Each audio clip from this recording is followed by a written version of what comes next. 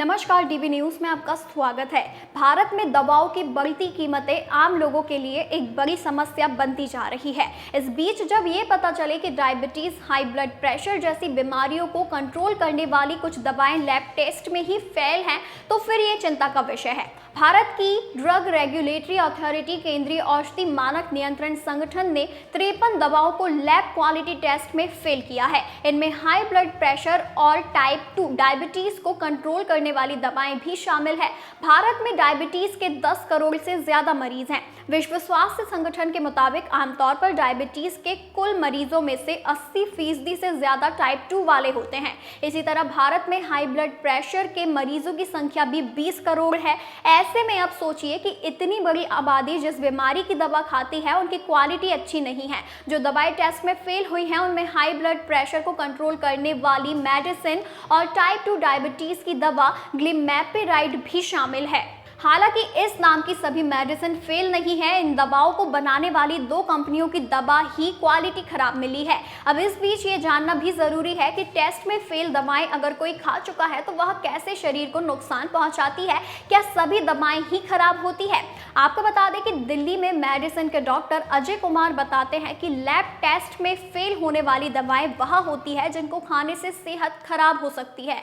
आमतौर पर दवा किडनी और लीवर को खराब करती हैं। चूंकि डायबिटीज और हाई बीपी की दवाएं लोग आमतौर पर दवा किडनी और लीवर को खराब करती हैं। चूंकि डायबिटीज और हाई बीपी की दवाएं लोग आमतौर पर हर दिन ही खाते हैं, तो अगर टेस्ट में फेल दवा कोई खा चुका है तो इससे लीवर में खराबी या किडनी की कोई बीमारी होने की आशंका रहती है। हालांकि लैब टेस्ट में फेल होने का ये मतलब नहीं है कि भारत या दुनिया में मौजूद सभी ग्लिमेपिराइड और टेल्सीमर्स्टन दवा खराब है। ऐसा बिल्कुल नहीं है। डॉक्टर कुमार बताते हैं कि हर दवा को कई कंपनियां अपने अपने ब्रांड नेम से बनाती हैं। Messrs mascot health series private limited की ओर से बनाई जा रही ग्लिमेपिराइड लैब टेस्ट में फेल हुई है। इसी तरह स्विस गार्नियर लाइफ कंपनी की टेल्मीसर्टन फेल है। यानी सिर्फ इन कंपनी की ओर से बनाई जा रही ग्लिमेपिराइड और टेल्मीसर्टन दवाओं की गुणवत्ता अच्छी नहीं है। बाकी कंपनियों की दवाएं ठीक है, उनको आप खा सकते हैं, उनसे नुकसान नहीं है। जीटीबी हॉस्पिटल में सीनियर डॉक्टर बताते हैं कि कई बार खराब मौसम और किसी बैक्टीरिया के दवाओं के स्टॉक में जाने से कुछ स्टॉक खराब हो जाता है। कुछ मामलों में सैंपलिंग एरर की वजह से भी दवाएं लैब टेस्ट में फेल हो जाती हैं। ऐसे में जरूरी नहीं होता है कि कंपनी की ओर से बनाई गई सभी दवाएं ही खराब हो या आगे जो दवा बनेंगी वो भी फेल हो जाए। ये सब जरूरी नहीं है। हालांकि फिर भी दवा कंपनियों को सभी चीजों का ध्यान रखना चाहिए। कंपनियों को स्टॉक की सही से जांच करना चाहिए। इसके बाद ही दवाएं आम लोगों तक जानी चाहिए।